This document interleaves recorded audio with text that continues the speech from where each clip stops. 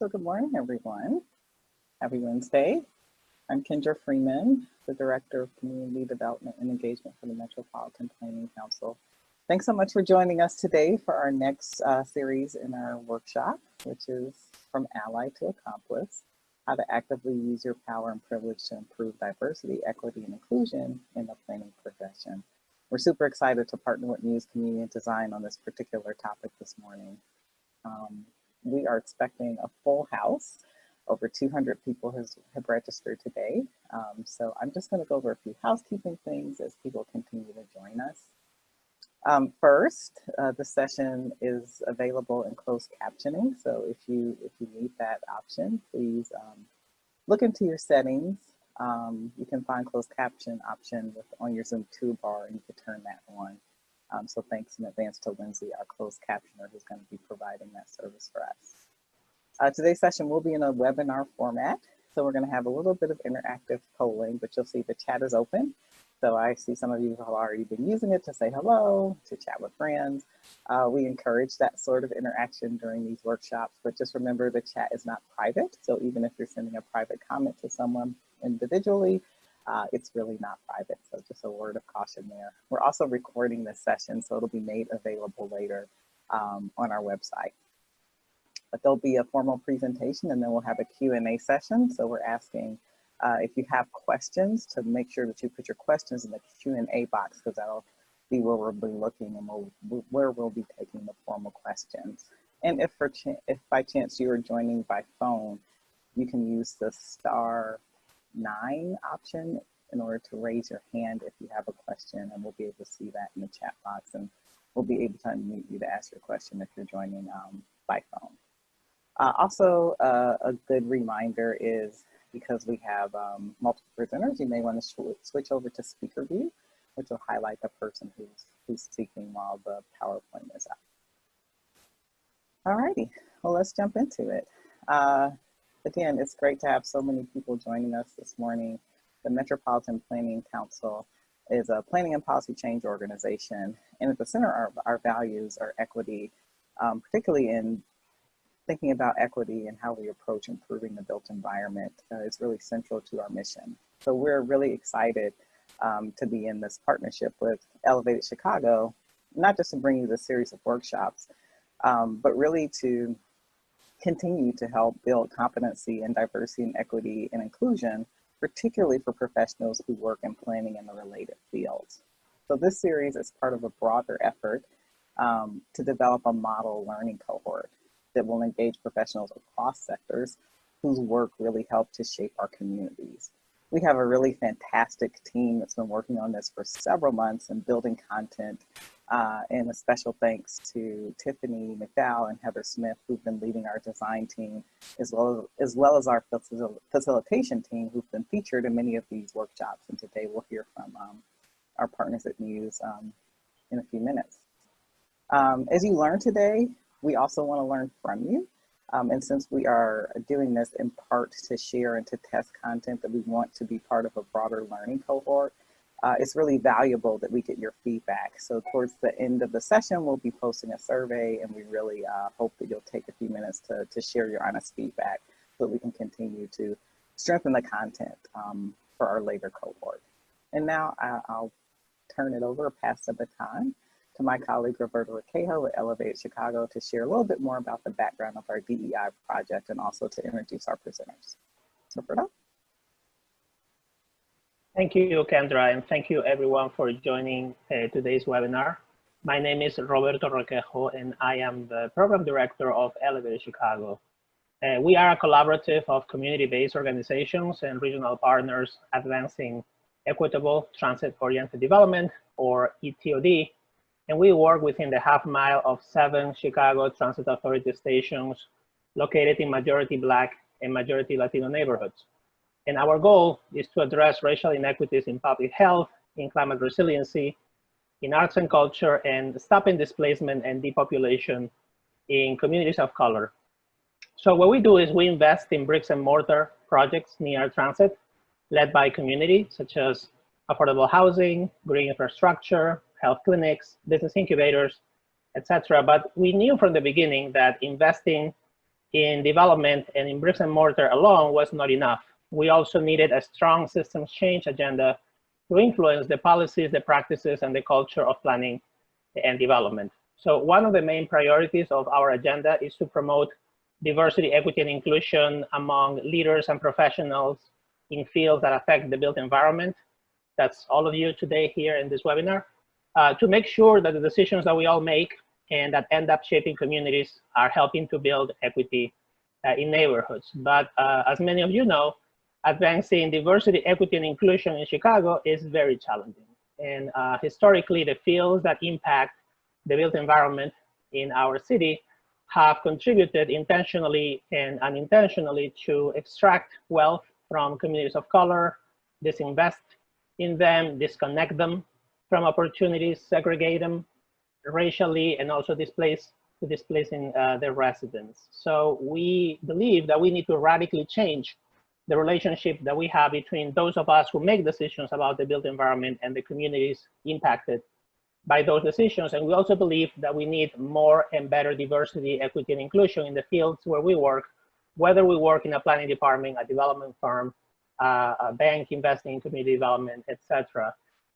Our annual symposium for Elevated Chicago is coming up on July 31st at 1 p.m. Central. So you want to learn more about our work, you can just go to our website, elevatedchicago.org, and register. This next slide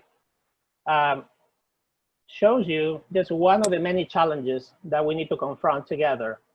And this is a slide that shows you the leadership diversity in the Chicago Metro for a number of sectors that impact our built environment, like real estate, construction, or transportation. Maybe you are part of one of those organizations, or you're one of those numbers in the screen right now. So as you can see, in some of these sectors, the presence of people of color in senior executive positions as CEOs or as people who report directly to the CEO is in the single digits. So our intention with a series of webinars and with our overall DEI agenda is to move us from the reality we're living today into the future we want to see. And the slide today shows you the challenge that we have currently in Chicago. The relationship between our field and our communities is not a healthy one. Chicago's built environment is both the cause and the effect of many DEI gaps, many of which have been in place for over a century.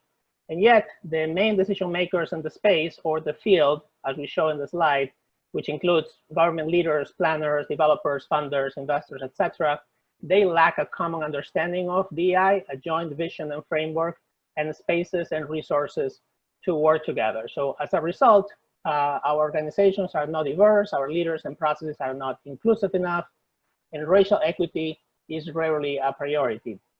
So we continue to be one of the most segregated global cities in the world. Socioeconomic indicators for people of color are consistently lower than for whites, for example, in health, in wealth indicators, and also in life expectancy. Interracial conflicts abound, and the gaps continue to grow. And the recent COVID-19 crisis has revealed once again, and very painfully, how communities that have been neglected by our field are suffering disproportionately the effects of the pandemic. So let's talk about tomorrow. Here we are. We're showing you in the slide our opportunity.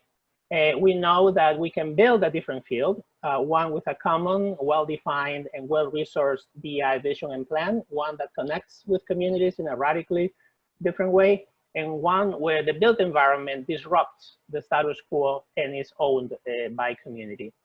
But we also know that deconstructing our field and building it back as a diverse, equitable, and inclusive one starts with people like you, many of whom have been advocates for DEI in your organizations and communities for years. So once again, thank you for joining us today in this session. We have two great diversity, equity, and inclusion experts today to help us deconstruct our field and rebuild it with racial equity at its center. Nina Idemudia and Romina Castillo of MUSE Design. They have a ton of professional and lived experience in the fields of urban planning and DEI, and it has been an absolute pleasure to work with them on this workshop. Nina and Romina, thank you for leading today's session on how to go from allies to accomplices in this work. Perfect. Thank you, Roberto and Kendra, for the introduction. And thank you to all of you for joining us this morning. Welcome. We're very excited to facilitating this webinar. And before anything, we also want to thank MPC and Elevated Chicago, as well as all the other partners that have made this event possible. And our webinar this morning, from Ally to Accomplice, we'll have the opportunity to review some definitions and concepts, to identify individual and organizational actions that can help us recognize that we can all become agents for social change. My name is Romina Castillo. I'm a community planner for MUSE Community Design, and most of my experience has taken place here in the city of Chicago, working with communities at different capacities and throughout quite some time. And as a Mexico City native who immigrated to Chicago, I've always been very aware of my otherness. For many years, for many years of my adult life, I've always tried to be more in the background, not knowing how to make my voice be heard, and I didn't even know if my voice needed to be heard. So when we try to learn, and as we learn about equity and inclusion, that doesn't mean that we only need to refer to that as how some groups refer, interact, and collaborate with a different ethnic group. It also helps us to empower ourselves and identify our inner power as individuals of any ethnic group. And again, as I've had the opportunity in the last few years to be more aware of that power, to educate myself, it's been truly empowering to be here in front of you and share some of those experiences, some of what I've learned, and some of things that I've lived as well. And because I don't know what it's like to be an African American in this country. I don't know what it's like to be an Asian American in this country. I only know what it's like to be a Mexican immigrant in this country. So my experiences, my narratives, my stories are important, and they bring and help elevate other stories as well. And for that reason as well, I've understand, and I've now come to acknowledge that a very important thing is that we have to believe the stories, the narratives, to respect and acknowledge those narratives and those stories and those experiences of other groups in this country. And it is a pleasure and with great excitement that this morning I get to facilitate this webinar with my talented colleague, Nina Edemudia. Oh no, you're more talented than me, girl. Me and Romina have love for each other. This is a really exciting opportunity for both of us, but it's one thing to be able to do this work, but to do it in a way in which you love it and you get to help transform what we do every day is really awesome. So again, my name is Nina Edemudia. I am a native of Detroit, Michigan. As you can see behind me, I'm very, very proud. It only takes 5 seconds for you to be in the same room with somebody from Detroit for them to tell you where they're from and what street and what side of the city they're from.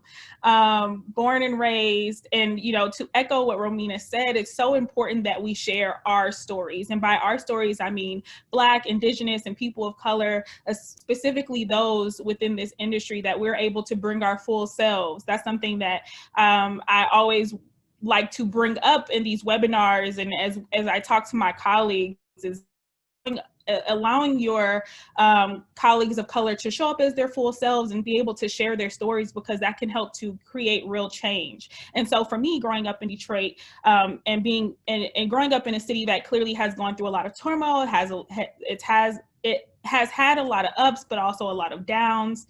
And being able to say that, I come from a resilient place, that kind of shaped my mind around how the built environment works, right? And so like growing up in Detroit, but then going to school in the suburbs because my family felt as though there was more opportunities going to school in the suburbs than there were in the city. And that was very strategic. And so like taking a city bus every day from the east side of Detroit to Harper Woods, which is an east side suburb, and taking that hour bus ride through rain, sleet, snow, sun, and seeing the physical neighborhood from where I live to where my fellow students lived, I noticed how they had more green space, they had more parks, they had less police presence. Those were things that kind of dawned on me at an early age, but I didn't really know what to call it, right? It wasn't until I decided to go to planning school that I understood that literally zip so much of what the outcome of your life will be. And so that was also just like really transformational for me. And then also coming from a household in which the prison system was very much an integral part of my upbringing. When I was 10 years old, I saw my mother get assaulted by 2 white officers. She was then in prison for 4 years. Luckily, we were put into kinship care, which means so instead of going to foster care, we were able to go to a family member, my aunt, who took care of us while my mother was in prison. And seeing also how the prison system, the prison industrial complex, really does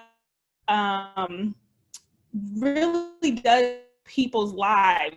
No matter what you do, no matter how many degrees you have, it's an understanding that nothing is going to protect me because my existence is political. And so going into undergrad and learning more about social movements, and then I moved to Los Angeles to go to grad school to learn planning. I understood that at a new depth. Moving to South Los Angeles, South Central, and seeing like, oh, this is just Detroit with palm trees. Like they are going through the same struggles that I went through in Detroit. And that kind of opened my eyes to like how racism and classism and sexism is so systematic within our communities. And that really is what brings me to this work and fuels my passion and my purpose. And for me, my purpose in this industry is to create more opportunity for little Black girls like me so that they don't have to go through the same things that I went through. And I mean that in the broadest sense, because there are Black, literally every this world, right? And so if we create communities for those most vulnerable in our society, then we create communities that are truly inclusive. So as we get into this webinar, we're really excited to be here again. This topic is really timely and important. Clearly systematic racism has existed since the beginning of our nation. But I think because of what's going on in the world right now, it's something that has truly been heightened. First of all, we have to acknowledge historic, systematic, oppressive inequalities that have always affected communities of color. This is not anything new, although more people have time to dig into these issues as we've seen of late with COVID-19 has been, I think about a pandemic illness that you can't be protected from should affect everybody equally, but because of the society we live in, we've seen that COVID-19 has disproportionately affected Black and Brown communities at astounding rates. Like Black Americans are dying at a rate of 2.3 times higher than white Americans. And Latino Americans are also and being not only being exposed but testing positive for COVID at much higher rates than white folks. So and then on top of that, if you add in the historic nature of police brutality, as we've seen that also blow up, although like I've shared in my life, when I was 10 years old, I saw police brutality, but I didn't have a camera, right? I didn't have access to social media because it didn't exist. And so these are institutional issues that have always existed, but now we're in a time where we can heighten the message and really understand how we as Americans perpetuate these inequalities through our policing systems, through our health systems, through our education systems.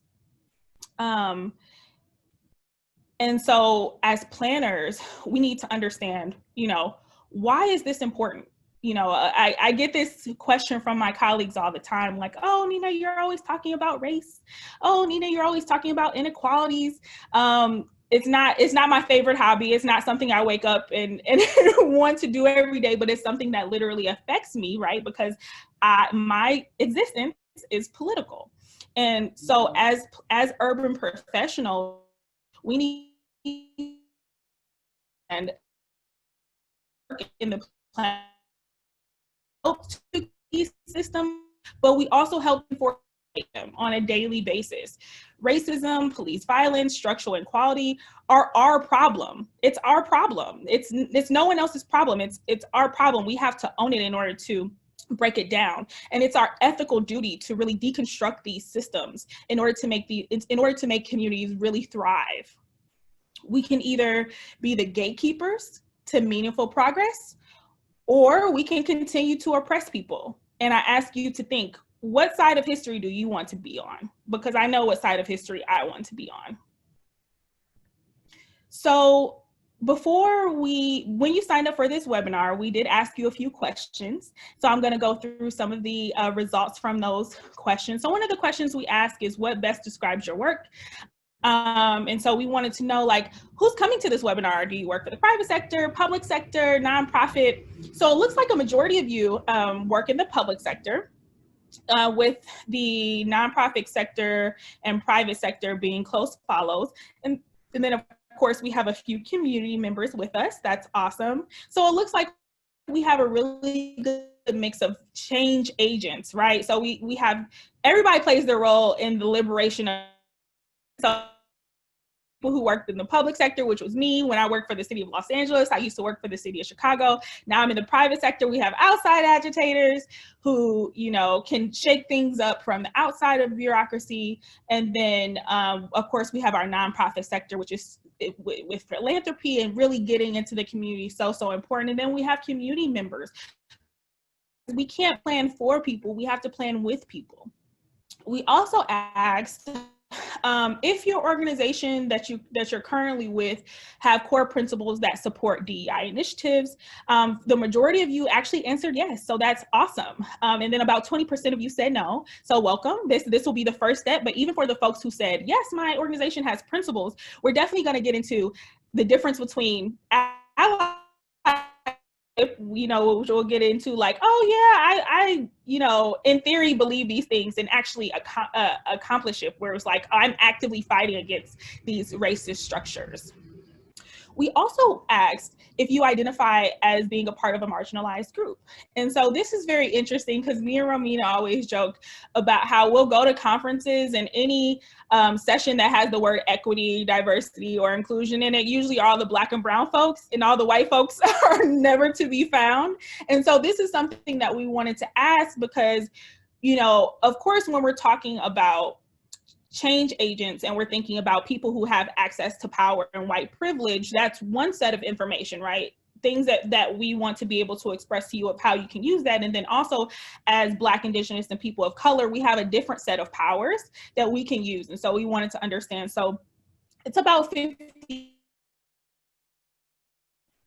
Okay, so right now what we're gonna do is just start with some terms. So, you know, the tagline of this workshop is how to, you know, get DI initiatives, you know, within your organization. And so we wanna make sure that we're all on the same page about what we mean by diversity, equity, and inclusion.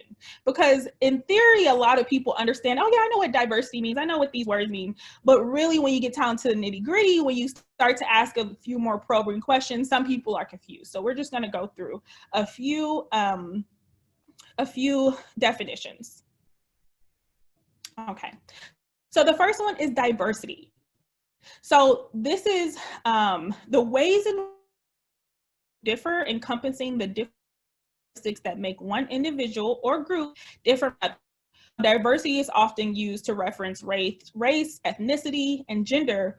We embrace a broad definition of diversity that also includes age, national origin, religion, disability, sexual orientation, etc. So it's about getting a bunch of different people from different perspectives in one room, right? That's diversity. That's what we mean by the word diversity. Now, inclusion is really important when we're talking about diversity, right? Because inclusion means refers to the degree in which individuals with diverse perspectives and backgrounds are able to participate fully in decision-making process of an organization or group. So it's one thing to have a diverse group of people within your organization. That's awesome, but that's not the full story. You haven't really accomplished much if those people are not included in the decision-making, right? That's called tokenism. When we have people of diverse backgrounds and diverse thought in one room, but we're not actually including them in decision making. That just means that they're a prop where they're there to say like, oh, look at us, we checked off the box of diversity. But true inclusion means that we're using those diverse voices in order to make decisions. So equity. This is a very important one, and one that I want to make sure that we get right, because some people get confused between equity and equality. Equity enhancement for all people, while at the same time striving to identify and eliminate barriers that have prevented full participation in some groups, right? So that means for historically disadvantaged communities, like mentioned earlier, Black and Brown communities, redlining has definitely led to a gap in generational wealth. We know that there are some people that just are not born with the same resources as others. So we want to make sure that they're advancing, so they may get extra resources in order to make sure that they're on the same playing field as those who were born with those privileges and resources. So improving equity involves increasing justice and fairness within procedures and processes of institutions or systems, as well as in their distribution of resources. Tackling equity issues requires an understanding of the root cause of disparities in society. So in order to really get at the root of equity, you have to know your history. You have to understand the history of groups that you're working in and the communities that you're working in, and how they may have been systematically, purposefully disadvantaged by institutions in the past. This is a group of images that was recently created about a year or two ago by Tony Roth that really illustrate what we're trying to get at when we're talking about the difference between inequity, equality, equity, and justice. Okay, so on the top corner here, we have and so we're looking at unequal access to opportunity. So the tree is leaning to one side, and so the apples can fall on one side, but the person on the other side of the tree is like, wait, where are my apples? And when we think about equality, it's like evenly distributing tools for assistance. So as you can see, they both have the same ladder, but still the tree is leaning. So even if you give everybody the same resources, there's still going to be groups who are way ahead or have better access to wealth or to jobs or to social advancement, because they were already on the leaning side of the tree. They already had access to the apples anyway. And then when we think about equity, we're thinking, okay, how do we reallocate resources to make it fair? So you can see the person on the side of the tree that's leaning has a taller ladder, right? So that they can actually grab those apples and have true equal access to the resources within the tree. And then we want to talk about justice. And so what I really like about this particular image is talking about how do we actually fix the system so that we don't have to like deal with fairness and reallocating resources, right? Because systems can be fixed. And so you can see in the image here that they've propped up the tree and they've tried to make it more straight so that everybody has equal access to the resources. But one thing that I do want to point out is that sometimes you got to burn the tree down. Sometimes it doesn't always work to just make incremental fixes to the institution that we're working in. Sometimes those institutions, if they were created to be inequitable and to have certain groups be to benefit from them and other groups to not, like our prison industrial complex, the way policing happens in Black and Brown communities, those systems are dead in the water, in my opinion, right? And so sometimes we have to even rethink how we approach those systems and say, you know what, we're not gonna make incremental fixes. We're gonna burn the tree down and we're going to rebuild it so that we can have a society that we're proud of and that people have equal access to resources. Right. And just as Nina mentioned, this last graphic of justice with the tree burning, this graphic is very powerful because it is, if you think about it, it is very hard to change structures that were developed throughout a long period of time. Not only because they are massive, heavy, and complex, like a tree in this case, but also because they are rooted in a soil that have nurtured them to become what they are. So as Nina also just mentioned, and I just wanted to add something else, the visual representation of a fire, of burning something, may seem very destructive, but let's just consider that fire also represents rebirth. And in some examples in a natural world, so in a prairie or in other natural areas, fires are needed to create and encourage diversity. And in those spaces, we call them controlled burns. So fire also helps develop and create more nutrients for the soil to nurture new and younger species. So if you can see this correlation of looking at tree and systems and how burning, even though it may seem and look something destructive, it also helps us to rethink and reevaluate those same structures and systems. And we need to do that because many of those systems are broken. They have failed us, and now it's time to reimagine them and think of how can we have more tactical burns or tactical fires to reconstruct stronger, better, and more equitable systems. And when we think of reconstruction and building more equitable systems, we need to think about power shifts. And before we get into like what power shift can be or what that means for a system, we want to define and identify what power is first. So in this slide, in the definition that you see on the screen, I want you to pay close attention to two concepts. One, that power is the access to resources, and also power is, it helps to influence others. And if we think about it historically, there has been many groups that have been denied or have given restricted power.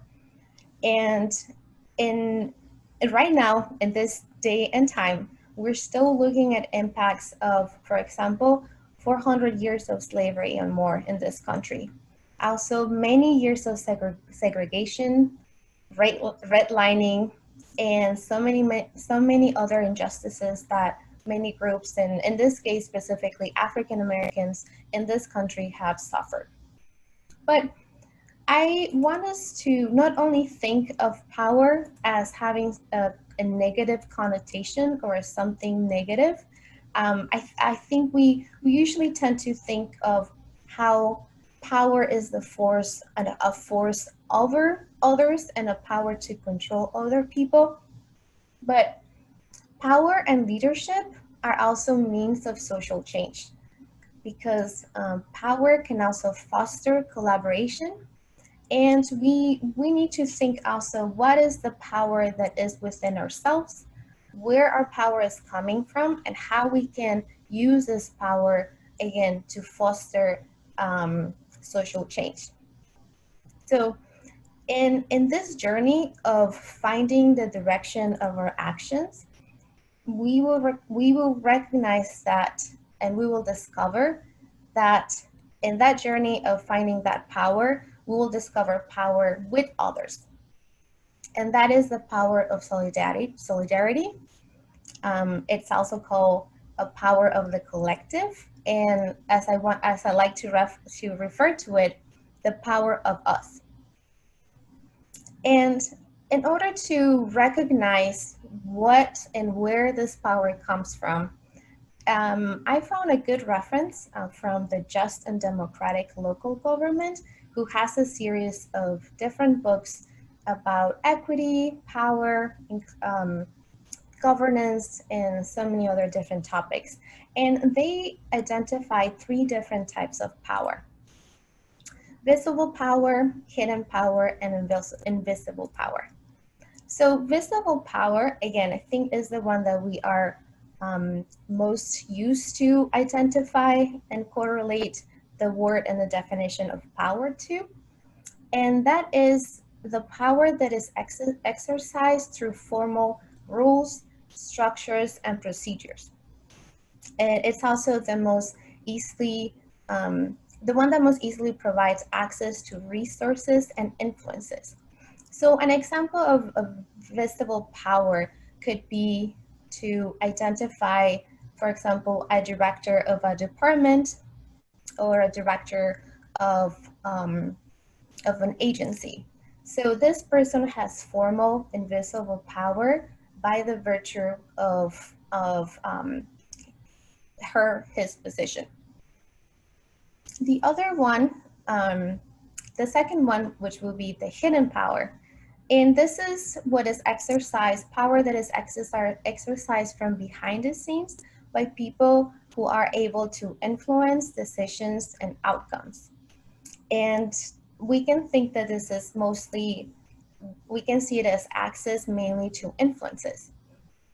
And an example of that could be if we think of a negative example of the negative use or the wrong use of a hidden power could be someone like, such as a committee chairman, who can influence what gets added to a meeting agenda. So this person can use that influence and the power that has given him or her by this position to influence behind the scenes. But also in a positive way, we can think of hidden power as someone that may not seem or may not recognize that has that power in any position. So I'm thinking that many of us see ourselves probably at the bottom of this hierarchy diagram of levels in a company or a department. But if we really think about it, we all have this hidden power, because the fact that we either work or that we're part of a community that that we're working towards something, we have certain level of that hidden power, that hidden influences that can actually help us move the needle forward towards a better world and a more just world. And the last level of power that I wanted to mention is the invisible power. So this idea of the invisible power comes from beliefs, habits, and unwritten rules that influence how we see the world. So by that, again, I want to provide 2 different examples. So one, a more positive way of thinking of how this invisible power plays in our lives. We can think of our upbringing, of our social networks, and our social nets of protection. So we can think of how our family provided this invisible power that we can see within ourselves of who the person that we become. Now, when we can think of a negative way of thinking of this invisible power is when we look at the unequal power relations that perpetuate exclusion and inequalities, and that also define what is normal and acceptable. And this is also done through traditions, beliefs, and habits. So one way to also, and that I just recently, and actually Nina and I had this conversation yesterday, is looking at privilege as a manifestation of invisible power. Nina, would you mind switching perfect, thank you. Great. So again, just wanted to repeat that the last statement. We can think of privilege as a manifestation of invisible power. So in the definition that you see in your screen, we're looking at or recognizing how privilege is this unearned access to resources only readily available to some people as a result of their social group membership. So again, going back to a previous definition of power, how this is something that is given upon by beliefs, habits, rules, and traditions. So, but I also want to take a moment and identify two different types of privileges. For the sake of this conversation and for the webinar and what comes next that Nina will go back to, we really want to focus on this unearned access to resources. We need to think of, or beyond think, we need to acknowledge that in the society that we live in, there has been giving unearned privileges or unearned access to certain groups in this society. And to be very explicit, white members of this society have been given this privilege upon or in difference to other groups in the country. But I also wanted to mention that there is other type of privilege, and what I want to refer this as an earned privilege. And why we want to make this difference, because as we are asking our white colleagues to recognize their white privilege, we also, as member of a group, of an ethnic group, as a minority, we also need to identify what are the privileges that we have earned or that our society has given upon because of our identity. And to exemplify or describe this a little better, we can use, or you can see the example of Nina and myself, how we're two women or planners, we're women of color who have had the opportunity to be educated, and therefore we have the privilege to occupy the spaces that not everyone in our ethnic group as a women have had the opportunity of. Because of what we earn as far as recognition, as far as employment, as far as our earning power, we have earned certain privileges. And again, as a member of a minority, it is important for myself to recognize and acknowledge those privileges that I have. And in a way to really help us look at, no matter who we are, identify what are the powers, where does our power come from, what is our privilege, where does this privilege come from. We really encourage you to look at those two questions that we have posted in this presentation. So the first one is, how can you use your power and or privilege to move from ally to accomplice? So we really want you to, again, look back, and it is always helpful just to start just writing down a few ideas that come to mind, trying to identify, based on your identity, what is the power that you have? Based on the position that you have in any given company, organization, agency, what is the power that has been given to you, and how are you using that power to really foster and encourage that social change in the space that you occupy? The second question, what do you have to lose or gain from certain decisions? Do certain decisions frighten you? If so, why? So, we think sometimes that, and we've actually, seen this in many instances, when power is given upon some people, people want to retain that power.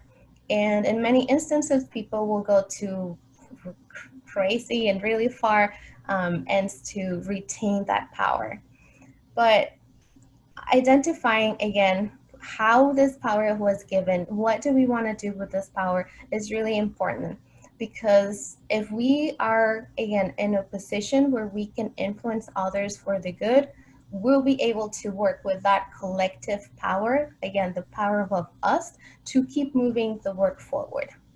And if you're not in that position, what is that is frightening you? What is really happening, or what are the circumstances or the reasons why you don't feel empowered to make those changes yourself?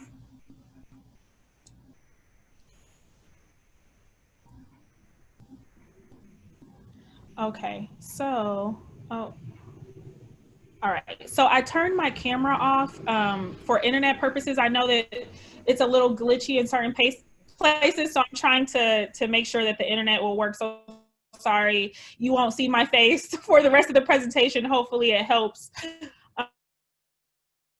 the glitches. So right now what we're going to do is explore what does it mean to be an ally and what does it mean to be an accomplice. For a lot of folks, this is the first time that they're actually hearing these definitions in the way that we're about to explore it. And I think that this particular picture here of one of the Black Lives Matter protests and folks brunching as people are marching is a good example of a physical representation of how some people may consider themselves allies, but are you truly marching for and creating change in the way that you claim you want to?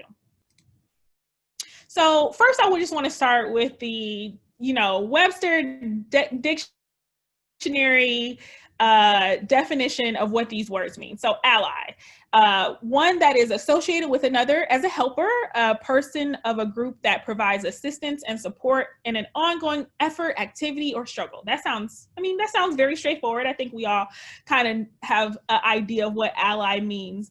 An accomplice in the dictionary, one associated with another, especially in wrongdoing. And so when we think about this word accomplice, it's meant to be something that is usually considered wrong.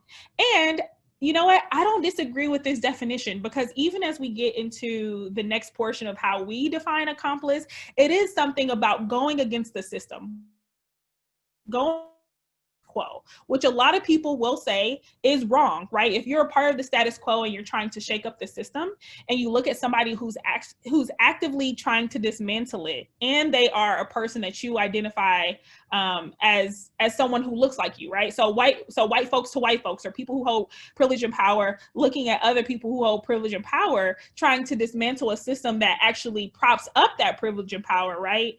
It's like, oh, what are you doing? You're doing something wrong. But actually, you're actually doing something that is going to make the change that you claim you want. So right now we're going to move into these definitions. So was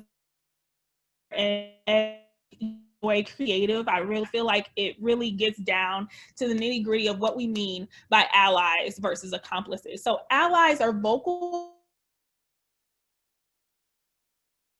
So they speak out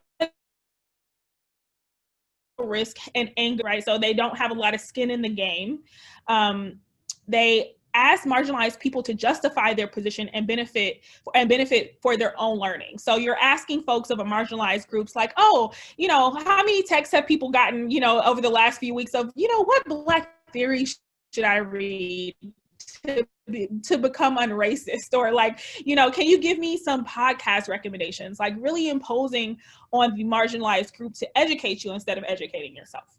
Allies also will amplify messages of marginalized groups through their lens and without crediting or creating a platform for the community. So I'm sure over the last few weeks, but racism has existed prior to that. You've probably seen a lot of opportunists, come up and say, oh, let's collaborate on this project, or, I never listened to you before when you said this was a problem, but let's figure out a way to make me look good and make it look like I'm for the people. But you're really just taking credit. You're not actually crediting any of the communities that are doing this work, any of the community groups, or even any of your colleagues that have been doing this work for a very long time. Allies also will only engage with threats of oppression theoretically, right? So they won't acknowledge or engage in its realities. So they'll say, oh yeah, like racism is really, really bad. Calling people names is bad, but they won't understand or reflect on how they perpetuate racism or inequities in their work. They'll always just say, oh, I'm not racist, but they're also not anti-racist. And then when we think about accomplices, we're thinking about a more active approach to activism. So where accomplices do the work of unlearning, actively combating, and leveraging privilege against oppression. This is really, really important. There's a lot of unlearning that we have to do in order to move forward social movements.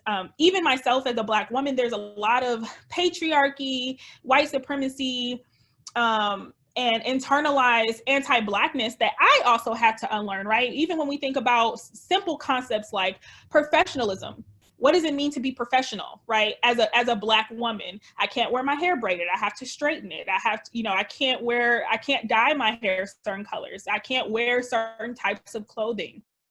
That is steeped in white supremacy and whiteness. And so I have to unlearn that in order to actively bring my full self, right? And so there are other groups of people who also have to do that.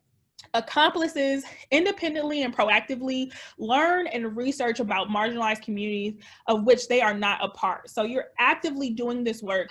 You're actively seeking out materials, books, resources in order to educate yourself. They ask insightful questions at the appropriate time when they cannot find the information for themselves. So it's not like you can't reach out of your group and ask questions, but it's also about making sure that it's an appropriate time and you're not putting the burden of your learning on the oppressed group.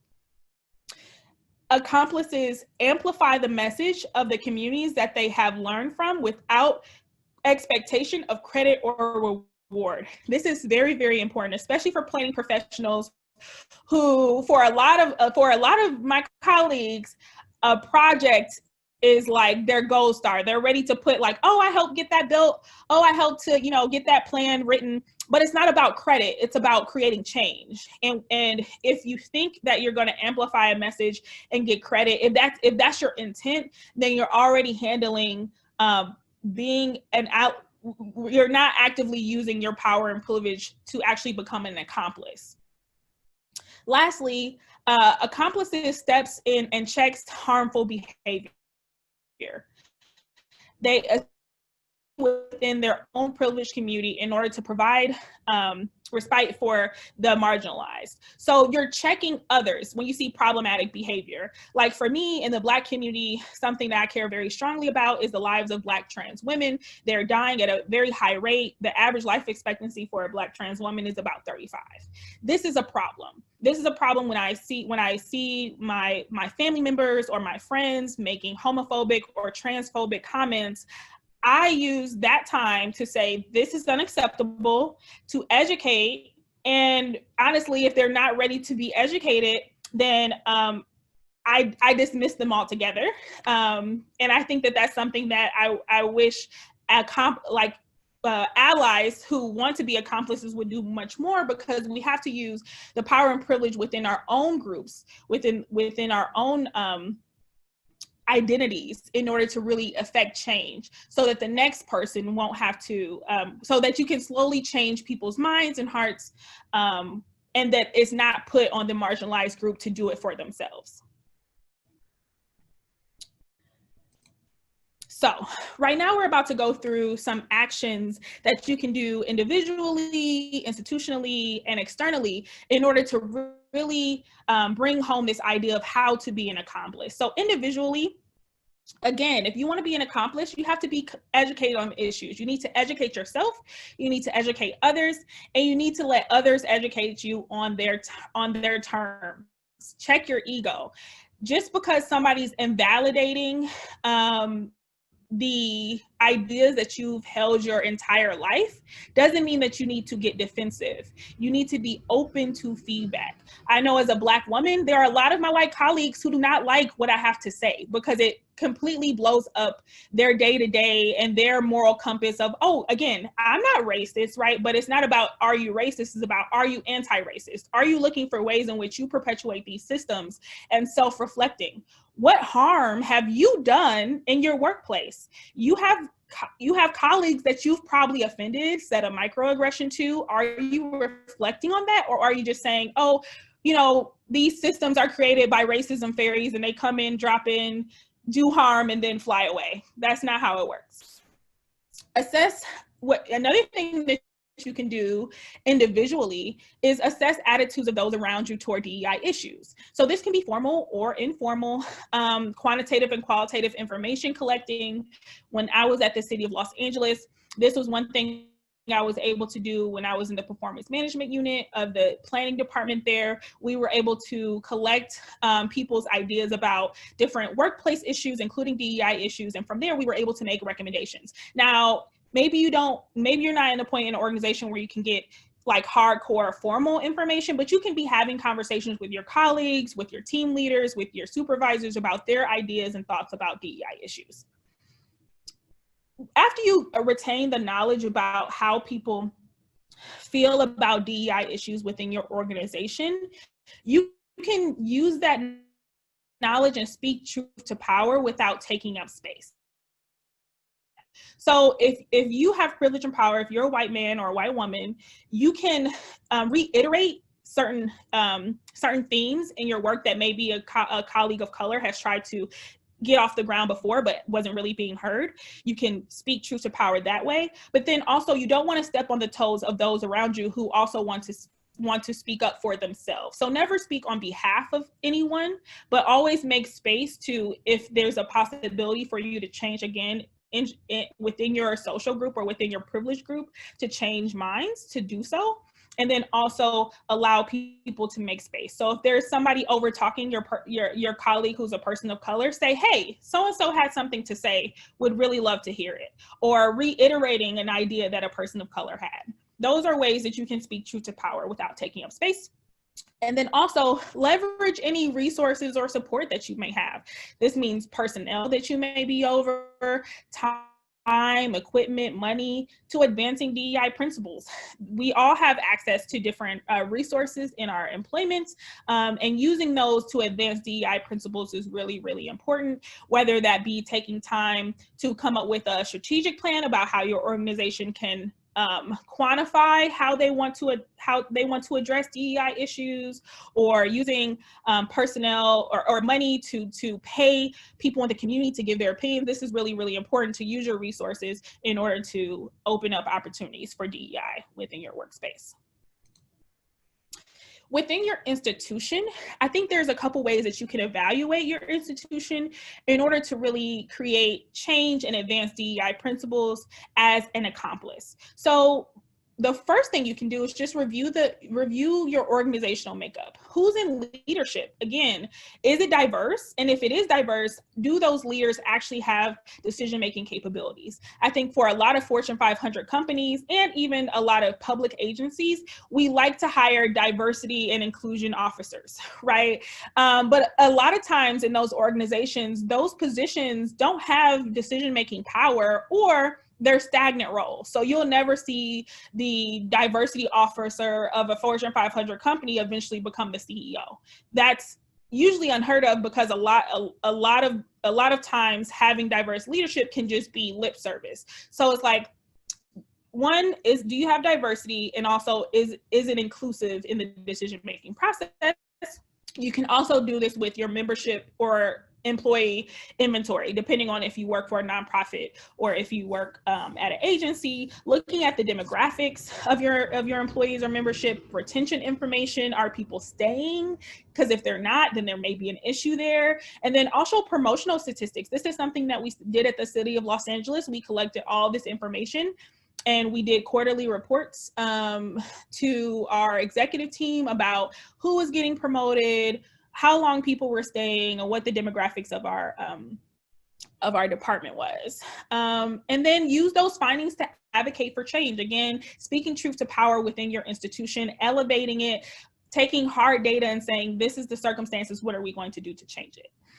You can also do a professional development assessment, because for a lot of people of color, or a lot of or dealing with issues in community of color, there's not adequate training on relevant issues. So you're sending out planners or expert or quote unquote experts who are not culturally competent. And again, you cannot be an expert in this field if you are not culturally competent and aware of the history of the communities that you are working in. So you have to make sure that there is adequate training on relevant issues and that people stay up to date. Also, internally making sure that there are mentor opportunities, because there's a lot of time where you'll get people of color in the door, but because they don't have access to mentors, they're not able to elevate in leadership, they're not able to ascend or promote, and that can be a real problem for many organizations.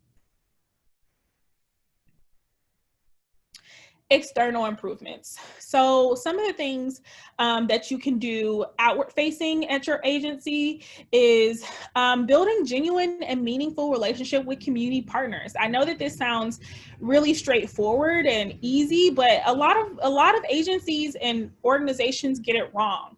So again, paying people for their time, right? So we can't expect people from marginalized communities who already are burdened with bad healthcare systems and potentially low paying jobs, pay inequity, to come to a Tuesday afternoon meeting for free, right? Because they usually need childcare, or they need they need to make dinner for their family, or they simply need to work. And so how are you making it worth their while? Because we always run to Black and brown communities and say like, oh, look at us, we're doing such a good job talking to you, but we never anticipate what their needs are and how we should be paying them for their time and knowledge. And then also, don't tokenize or co-opt the movement for your own benefit. Again, I've seen a surge in people becoming opportunistic in this moment to say that they are quote unquote woke and really tokenizing what Black Lives Matters means, right? Or the work around police brutality, or the work around violence in our communities. Make sure you're there for a purpose. Don't make friends when you need them is the saying. You should be establishing these relationships, whether there's a project in that community or not. You should always be establishing relationships with community partners. Review your processes and procedures. If you work for a public agency, this is reviewing your zoning code. What are your policy making guidelines? What is your outreach and engagement guidelines? Look for ways to embed equity in those documents. When I was at the city of Chicago, I helped to co-author a amendment to the plan development manual that inserted more engagement and outreach timelines for developers, so that they actually had to go to the community more often, sooner, so that they can actually embed and respond to feedback that they've gotten. So there are ways to do this. It just has the political will has to be there. Also, data collection and reporting. One way to further DEI principles and become an accomplice is to be transparent, and for the community to be able to hold you accountable if you fall short. So it's important to be transparent and have consistent data reporting to the community. That shows faith, that good faith that you're working in the community to actually make their lives better, and it's just not more lip service, because as we know historically, especially government agencies do not have good rapport in Black and brown neighborhoods for many reasons. So data reporting is a really important aspect of that. So I have one polling question here, and it's about retaliation. Okay, so I'm gonna hold this poll open for about 30 seconds. And I just wanna know, have you ever been afraid of retaliation for bringing up issues of DEI in your organization?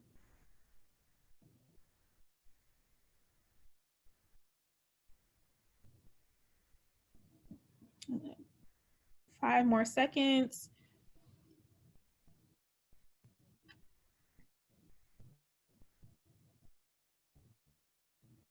Okay, so I'm gonna go ahead and end the poll.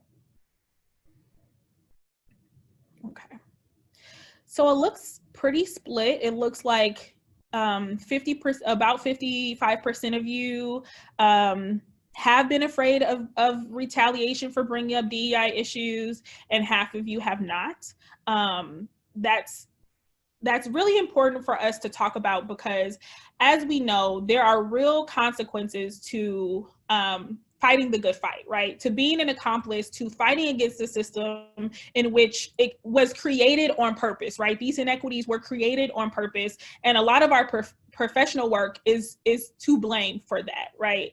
And so wanting to change that could lead to tension and retaliation in your workplace. But we also want to say it could show up as, you know, somebody literally getting fired, right, for bringing up these type of issues, but it could be micro as well, right? It could look like, oh, Nina, you're always bringing up race, so I'm secretly not going to put you on certain projects.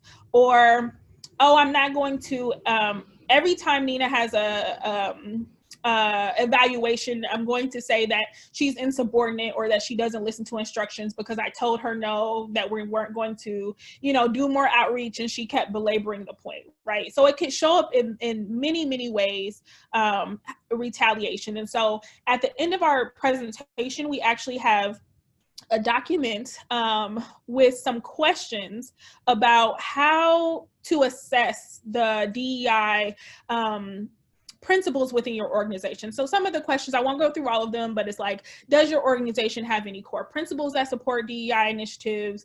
What city, state, local, national laws or guidelines can you pull from to reinforce? So these are things that we want you to sit down and really think through, because there are legislation and there are precedents out there for you to follow, whether you work in a nonprofit, the private sector, or the public sector. And then in some instances, you're gonna have to make your own blueprint. But we want you to sit down and really think about, you know, who are the DEI champions within this organization? Is it my direct supervisor? Is it the person over them? Who can I rely on when I have ideas or when I have concerns about how we're doing our work? This is just continued. So, you know, what decision-making powers do you have in any within your organization? What opportunities do you have to include DEI principles? So if the people above you are unreliable or your organization is just not there yet, what opportunities do you have to push forward these things? And so we've made a worksheet that is linked in our resource slide, which is at the end of this presentation. And we also have resources for how to deal with retaliation and whistleblowing. So, you know, this is a very real threat to a lot of folks, especially folks of color who are in many instances, this quote, now you can't see me quote unquote dispensable, right? When it comes to these things, like, oh, you know what, we're tired of Nina bringing up these same topics. We're just gonna give her bad performance reviews and let her go, right? So there's resources out there about how to make sure you save all of your emails, make sure everything is in writing, make sure that you're very crystal clear about the expectations of the work that you're supposed to do and how you're supposed to perform it, just in case something happens and you need to pull on those in order to, you know, whether it be a lawsuit or HR issue, that you have support. So we have resources at the end of the presentation.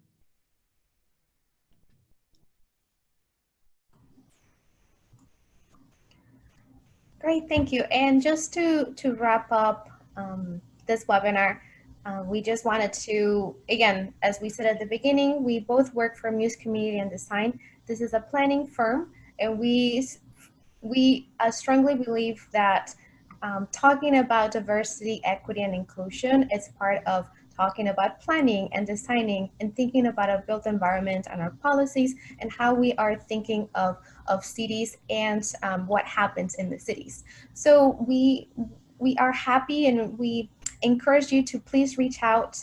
We look forward to continue the discussions about equity and inclusion. This is more of the work that we're including, and we're embedding it as part of the work that we do as a firm, and how we collaborate and work with communities to finding tailored solutions that solve the issues and helps communities really work towards the vision that they have when it comes down to what success looks for their own communities. So you will see our emails and contact information on the screen. And again, we're really thankful for the opportunity to be part of this webinar and collaborating with MPC and Elevated Chicago. And we're really looking forward to having future discussions about this. So please reach out. Okay, so we are going to do the Q&A. I don't know why it's I think I need to stop screen sharing. So I'm gonna stop screen sharing. Okay, yes, here it is. Okay, so one of our first questions is, in the spirit of radical transformation ethos we use as we confront systematic issues like defunding the police, could the panelists share their thoughts on radically transformative ideas we should strive to implement and achieve in the planning and land use fields? So I can take the first stab at this one, Romina. I think for a lot of us, I think we need to reevaluate almost every aspect of our professional duties. From if you work at a public agency and you're hiring a consultant firm to do work, what are your policies and procedures that may be keeping smaller minority or women-owned businesses from actually being able to go after your RFP? There are lots of businesses that could be doing great work for you, but because of how the system is built, they're left out and unable to do really good work. This again reiterating how to pay people for their time. When I worked for a public agency, both in Los Angeles and in Chicago, there was always an issue of, well, we don't really know how to make the funds work or how to get money to folks in a way that's in line with our procedures and policies. So again, when you're thinking about procuring services, both in consultants and then also just like food and drinks and things like that, thinking very thoughtfully of like putting line items in your budget when you're looking for consultants to say like, yes, we are going to give this consultant an extra $1,000 so that they can pay the people who come out to our meetings, or that they can, that the money goes through their hands and not our hands. And so just thinking radically about that. When it comes to defunding the police, Nina Itamudia personally is all for it. I believe that we should reallocate funds from police budgets and limit their scope and put that back into communities, whether that be in the urban planning realm or the Parks and Rec realm. There are so many times in which we go into communities and we give these pretty plans on nice paper, and people look at us like, okay, well, when is this happening? And we're like, well, we don't have the funding to actually make it happen. So I think also having your planning departments advocate for that type of funding to be redistributed so that we can really do the good work that we know we can. Romina, do you want to add something? I think you cover everything. The only thing I wanted to add as an additional strategy is, when we think of planning, as you just mentioned, Nina, of rethinking how we engage communities when it comes down to their own spaces and the spaces they occupy. And also I will say that we need to be more explicit of who is being impacted by any project, that being of planning and land use, anything transportation related, because when we say we're reaching out to this community, a community is not a monolith. So when we're thinking of being and pushing this envelope forward, we need to be very explicit of within this community, who is being most impacted. Are we talking about specifically, we can say teachers specifically, because this project involves this school district? Are we talking about children? Are we talking about a specific ethnic group? So really being clear and acknowledge what is the context and who are we actually talking about when we say the community. Mm-hmm, mm-hmm. Oh, and yes, and one thing I forgot to say is review your zoning codes, review your policies. I know a lot of cities, especially larger cities like Los Angeles, like Chicago, like New York, really piecemeal things. So it's not like a comprehensive look at equity strategies, but I really do believe going back to your zoning code or your policies that you hold developers by and having a comprehensive look from an equity lens is so beneficial, and more cities need to do it.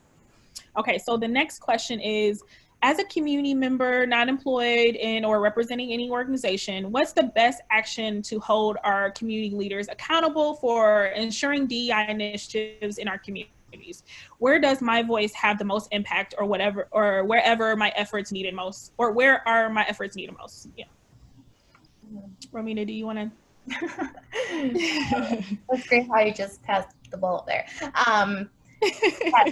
So So there's a few things, and I know that just for the sake of time, we just didn't touch much on accountability. But accountability is really, when we're thinking of a way in which a process of engagement and sharing those power or shifting those power dynamics, accountability is really the ultimate goal, because we want all the parties involved in any discussion, any policy, any project to be accountable to each other. So I think when it comes down to how do you hold others accountable, I think the key would be being part of the conversations from the beginning and establishing really what is the process in which you as a community member will have the power of, will be put in a position where you also have that decision making power. And because you have that decision making power, how does in this case any elected officials or anyone, and we can say in a city department position, how are they actually using that power to remain accountable to the project that you as a community member are participants and are actually being impacted by? So I think there is not like clear-cut answer for that. That will, we'll have to have a much longer conversations about it. But when it comes down to also identifying how does your voice, or how does your voice gets really heard and impacting and making change? Again, we can go back to this, the when we were looking at the definitions of power, really identifying like where does your power comes from? What are the connections that you have? How are you involved in your community? So as a community member, you also have resources within the community. You can think maybe one of your powers will be influencing and having that access to other people. So a good example could be if you're part of local school council. How can you communicate and organize those power within the community, the school's community? So we're thinking of how are you messaging, how you're organizing teachers, how you're organizing students, how are you organizing other parents. That is some sort of power, and that is a platform that you can use to make your voice being heard, and also to organize, again, that collective power to identify how can you all work together towards a same goal. Yeah, absolutely. As someone who worked in the public sector for a long time, what I've always noticed is that council members or aldermen don't like to be publicly embarrassed, if I'm being honest. And so so this is kind of like, off the books, but any point of op-eds or demonstrations, or if they're not holding to their promises of hiring, procurement, hiring diverse applicants, hiring small small businesses, women-owned businesses, I think holding them to that and saying like, well, you said this on this date, right? But the data shows, or you haven't provided us with, just like Romina was saying, you haven't provided us with the evidence that you've actually followed up on this promise. Because a lot of political leaders will run on promises, and then once they get into office, they often forget those promises. And so I would say, the times where council members and aldermen came to me was when the community was like, oh, we want answers right now. And they were very scared of losing votes. And so I would say, like, use your political will and your political power of organizing with folks that really, as we've seen over the last 2.5 months, organizing and demonstration actually does create change. Everybody plays their part in agitating the system. So that's just one thing I would add to what Romina already said. So one thing, okay, I think these two questions are somewhat similar. When advocating for POC colleagues, when is it appropriate to like reiterate what they're saying without coming across as like white-splaining, or like when do you speak up for your colleagues if they don't say something in a meeting, or and hopefully that makes sense. I'm trying to combine both of these questions. And I would just say, like, if you're a person of privilege, or if you're a white person and you have, POC colleagues, Black colleagues, Indigenous colleagues, I would say it's really, really important, one, to have conversations with them one-on-one to see what their thoughts are, right? Because maybe if you're seeing something and they're not saying something, maybe they just fundamentally either didn't see it or don't agree with that position. So you want to be clear on what their thoughts are. And so remember earlier, we talked about individual actions that you can do. And I think one of the most important actions that you can do is talk to your colleagues, white or non-white, and really get a sense of where they fall on their ideas about advancing DEI, because that will help you decide, okay, well, this person didn't say anything, and I have an inkling they either don't think it's important, or it could be they're afraid to say something, right? And so you have a better understanding of when you should speak up. And as far as like reiterating, remember, you have to give credit. So that was one of the things about being an accomplice. And so it's different when you're just explaining something and you don't say, oh, that was Lisa's idea, right? Or when you come into a meeting, say, you know, Lisa really had a great idea. I don't know if everybody caught it, but it was A, B, C, D. Lisa, could you expound on that? Or did you have anything else to add to it? So it's really about being intentional about how you phrase things and giving credit to the people who said it, and being very clear about why you may be bringing it up again, and then also making sure that you're making space for other people to bring those up if they feel like they want to. Romina? Yeah, I just wanted to add, as someone who has been in that position, and very specific, I was asked to come to my supervisor's office and just chat about this one issue, and he was trying to taking notes of, what my thoughts were, and what could be our position in this policy. And I was invited to a follow-up meeting with other people who seemed to be in much higher positions than I was. And my supervisor related everything that I said without giving me the credit or without giving me the space to share my thoughts, because those were my thoughts, and I was still in that meeting. So again, I agree completely with what Nina just mentioned.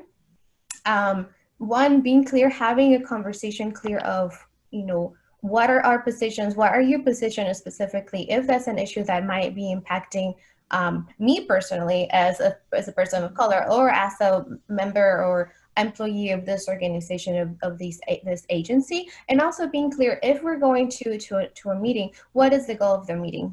How can you, if you're in a position again of power that is different to colleagues that might be colleagues of color, how can you set a stage so that they feel empowered? And I want to take away of like, you need to empower them specifically. Like, you just need to set the stage and set the system so that they actually feel empowered to be part of something and to have their voices being heard. So having clear goals of, what we're talking about, and how is your position, how's everyone's position coming to specific meetings or follow-up conversations, that is very important.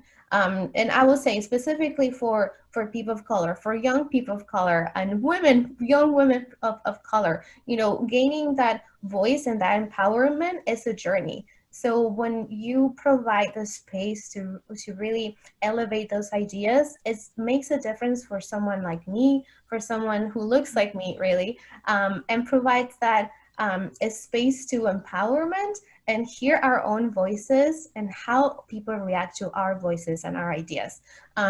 So I would, just comes down to clarity of what is the role of an employee, of you as a person in any space.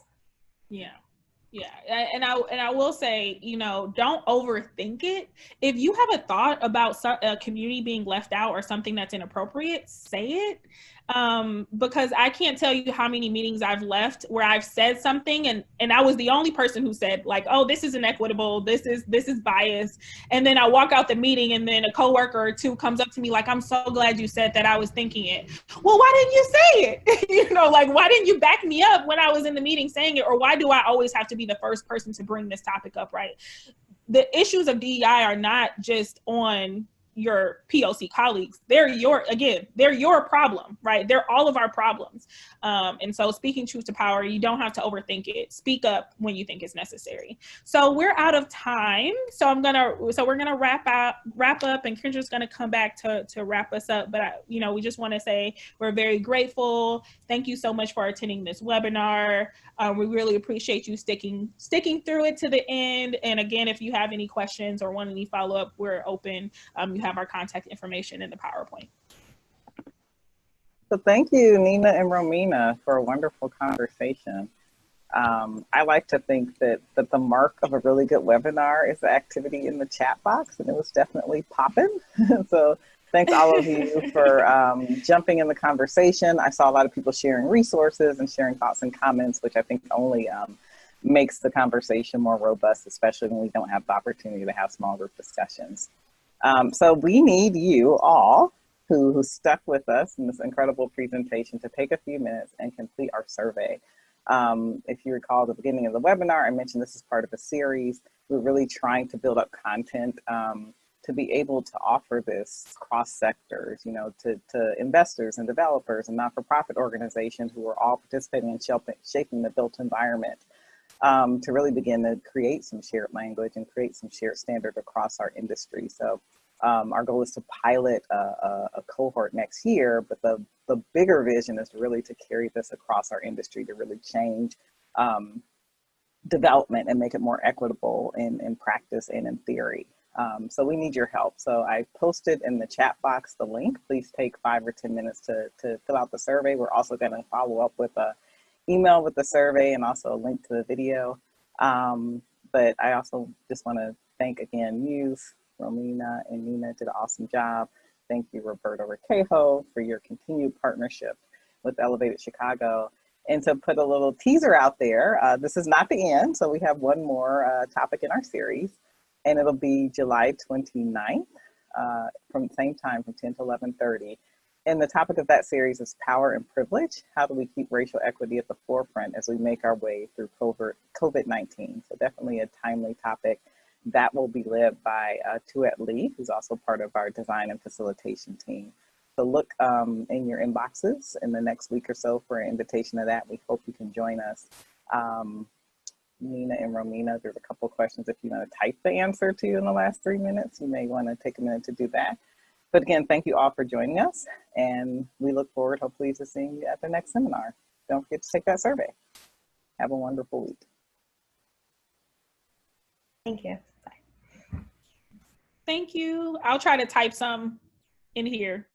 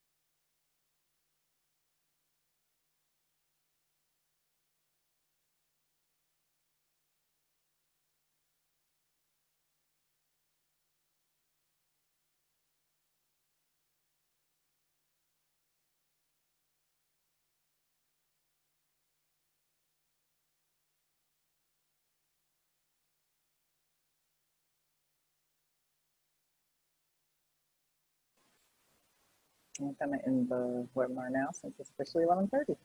Okay. Have a great day. All right, bye. Bye. Bye. Thank you.